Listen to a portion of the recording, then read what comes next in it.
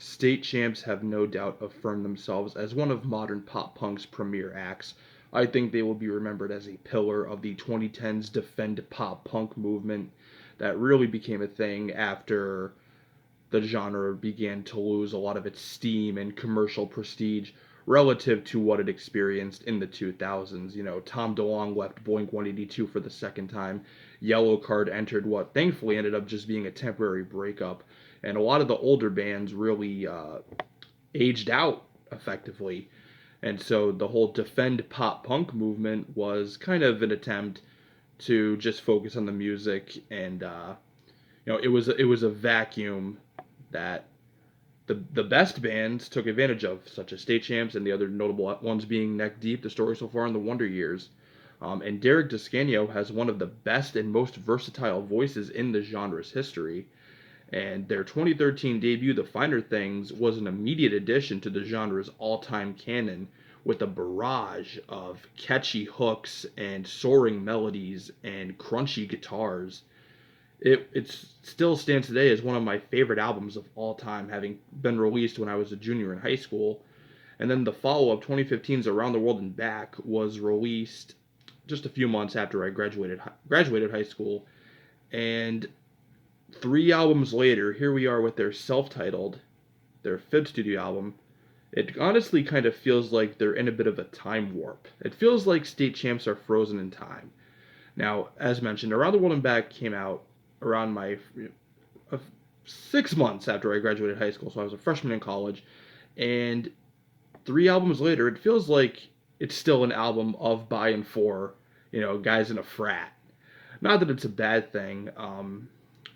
2018's Living Proof was a very interesting and diverse album. Songs like Our Time to Go, which is an amazing song, and even Time Machine, which was a bit more derivative as a stripped down ballad.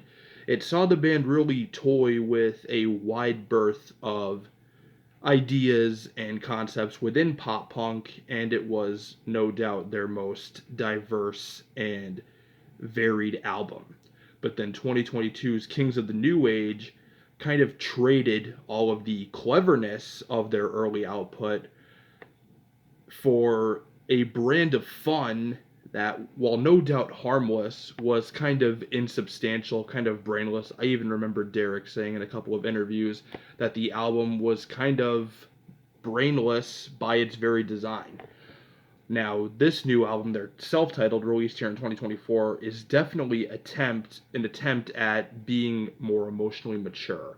There is a lot more emotionally intelligent songwriting here, but at the same time, it seems like they're really painting by numbers. And again, it is a smarter album, but the lyrics seem even more on the nose than ever before. Like songs like "Sobering," you know, I couldn't get drunk enough. The thought of you makes me sober. Maybe it's just a nitpick. Maybe I'm too cynical.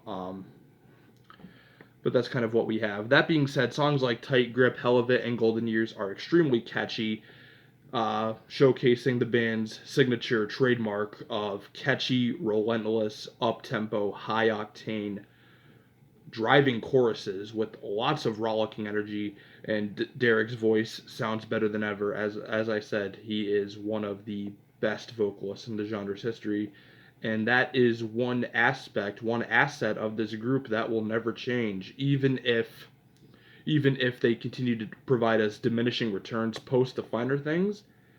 His voice will always be the staple of the band, and one thing that you can point to as saying that it brings a lot of added value.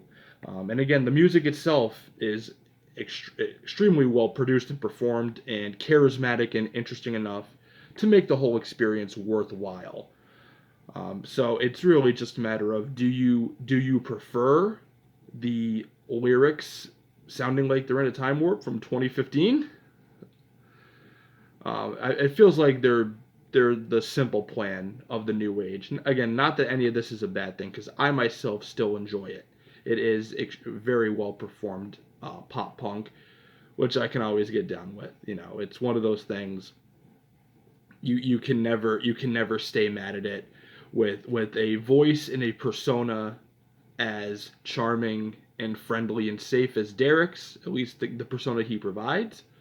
I mean, you can never be mad at it. You can make sort of critical observations like I am here, but you can never reasonably say it's a bad thing.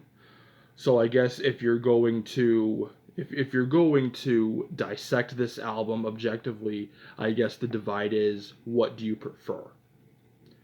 You know, songs that are fairly formulaic and a bit not beyond their years, seeing as the guys are all in their 30s by now, I think, or their late 20s at the earliest, at the youngest.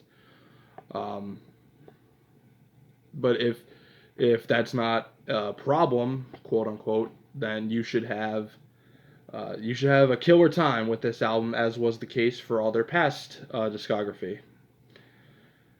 Again, diminishing returns, but not in a bad way. I will give, excuse me, I will give the State Champs self-titled effort a 3.5 out of 5. Let me know what you think in the comments below. Again, it is still a very good album. I plan to bump it with some regularity going forward. You can never go wrong with State Champs. But let me know what you think. I'm very interested to see what you guys have to say about it in the comments.